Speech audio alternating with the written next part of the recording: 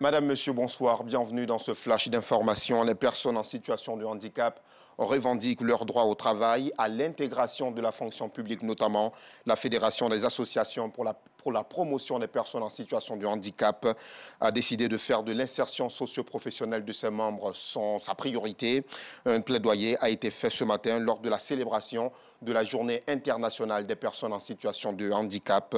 Le récit de Georgette Ido Fofana. Yaya Sako, la trentaine révolue, vit avec un handicap depuis des années. Un handicap dû à une maladie qu'il a contractée pendant son enfance. Je ne suis pas né avec. C'est une maladie qui m'a pris. Bon, les parents ont essayé de faire tout, mais ça n'a pas pu aboutir. Moi, seulement dans le nom, mon handicap, bon, il n'est pas mis dans la tête, quoi.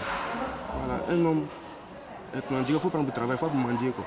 Comme lui, elles sont nombreuses, ces personnes qui vivent la même situation. C'est quand j'avais 5 ans que j'étais malade, on m'a fait une piqûre. On dit, la piqûre là, j'ai oublié le nom. Donc, c'est dans ça, je suis restée dans ce monde. Je fais un peu d'activité, m'occuper de mes enfants. C'est mes parents qui m'ont raconté. On m'a dit que je ne suis pas né comme ça, que c'est une maladie à l'enfance. Ils sont allés à moi à l'hôpital et puis bon, après, je ne pouvais plus marcher et puis bon, je me suis retrouvé comme ça aujourd'hui. On est handicapé, bon, on voit que la vie c'est ça aussi. Tout le monde ne peut pas être bien portant, peut-être c'est Dieu qui l'a voulu. Et puis bon, on ne peut pas s'arrêter là-dessus, il faut avancer quoi.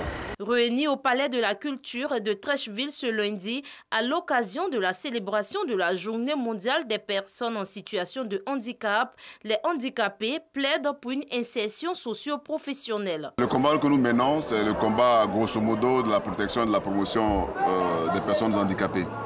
Mais il s'agit surtout en mettant l'accent sur la célébration de la Journée internationale qui devait se tenir normalement le 3 décembre dernier. Mais nous avons insisté. Et nous avons plaidé, et Dieu merci, le gouvernement a fait droit à notre requête.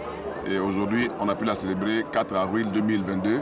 C'est justement pour sensibiliser. En réalité, il s'agit pour nous de pouvoir créer ce que nous appelons une conscience nationale communautaire en faveur des personnes handicapées. La personne handicapée au cœur de la Côte d'Ivoire solidaire, c'est le thème de la 29e édition. Occasion pour le gouvernement de revenir sur les actions déjà entreprises.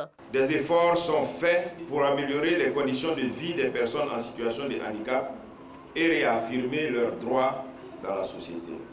C'est pourquoi la question du handicap est prise en compte dans le programme Côte d'Ivoire solidaire, dont le pilier 4 s'articule autour du renforcement de l'inclusion, de la solidarité nationale et de l'action sociale.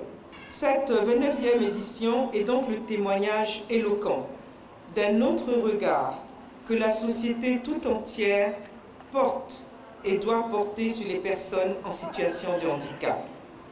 En effet, la plupart des obstacles auxquels font face les personnes handicapées concernent l'accès aux infrastructures publiques, à l'éducation, à l'information, à l'emploi et à la santé.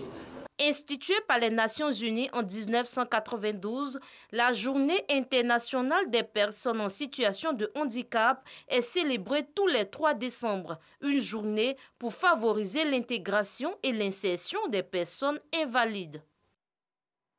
La Confédération africaine de football a désormais un bureau à Abidjan, le tout nouveau siège de l'instance continentale du football, situé à la Riviera Bonouman, dans la commune de Cocody, a été inauguré ce matin par le président de la Confédération, le Sud-Africain Patrice Motsepe. C'était en présence du ministre ivoirien en charge des sports, du président du comité d'organisation de la Coupe d'Afrique des Nations Côte d'Ivoire 2023 et de notre reporter Aude Alegbe. Son point dans nos prochaines éditions. La nouvelle alimente les débats en République démocratique du Congo. Les prêtres catholiques ayant des enfants sont appelés à abandonner la soutane et à aller s'occuper de leur progéniture.